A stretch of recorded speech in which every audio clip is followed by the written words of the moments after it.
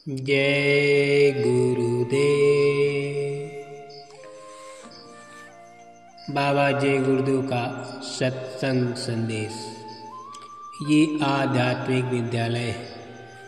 इसमें आपको सब कुछ समझाया जाता है, कराया जाता है, मालिक का भेद बताया जाता है। उसकी साधना करोगे तब तुम खुद अनुभव करने लगोगे कि तुम कौन हो, कहाँ से आए हो और मरने के बाद जीवात्माएं कहाँ जाती हैं। पहले खुद को जानना होता है, फिर खुदा को जान सकते हो। जिसने खुद को नहीं जाना वो खुदा को क्या जान पाएगा। खुद को जान लो तो खुदा को पहचान लोगे। परमात्मा है वो मिलता है और इसी मनुष्य शरीर में मृत्यु के पूर्व जीते जी प्राप्त होता है और उसके दर्शन होते हैं। मृत्यु के बाद न वो कभी किसी को मिला है न मिलेगा। जो लोग मरकर चले जाते हैं उनको आप कहते हैं कि स्वर्गवासी हो गए। ये तो खैर कहने का ढंग है। वैसे आपको क्या मालूम कि वे स्वर्गवासी हुए या नरकवासी हुए या कहीं और के वासी हो गए।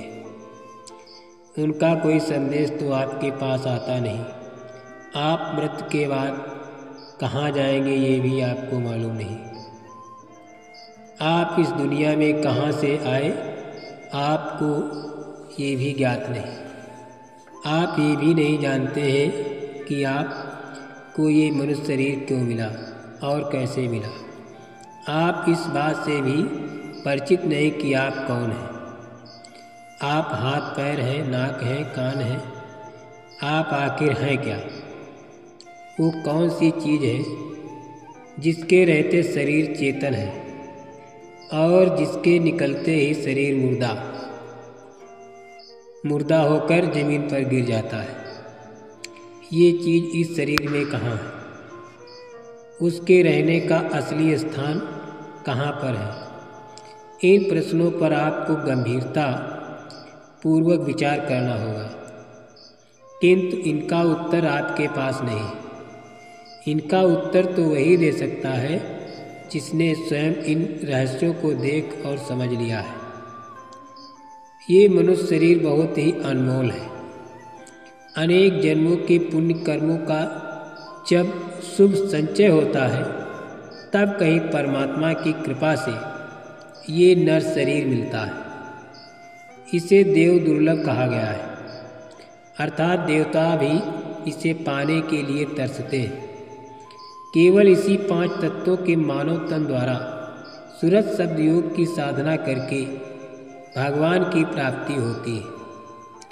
जिन्होंने भी परमात्मा को पाया इसी शरीर द्वारा जीते जी पाया और किताबों में लिख दिया। वे किताबें गवाह हैं और प्रमाण हैं। हमको न कोई नई जाति बनानी है न पुरानी तोड़नी है। आप सब लोग अपने अपने समाज में रहें, अपने अपने रस्म रिवाज और व्यवहारों को रखें। उनमें जो बुराइयां आ गई हैं उनको दूर करें। गंगा जल है, किसी से नहीं कहता कि तुम कौन हो। उसमें हिंदू मुसलमान छोटा बड़ा चाहे जो स्नान कर ले, उसने किसी को मना नहीं किया। अपनी अपनी जातियों में रहो और जो महात्माओं ने बताया उसका पालन करो। जब सब लोग अपने अपने कामों में लग जाएंगे तो सब कुछ ठीक हो जाएगा। राजा जात की बात करेगा तो न्याय नहीं कर सकता और साधु जात की बात करता है तो आत्मा का कल्याण नहीं कर सकता। दिन में काम करो, खेती दुकान दफ्तर का। शाम को बच्चों की सेवा करो, फिर थोड़ा समय भगवान के भजन के लिए निकालो।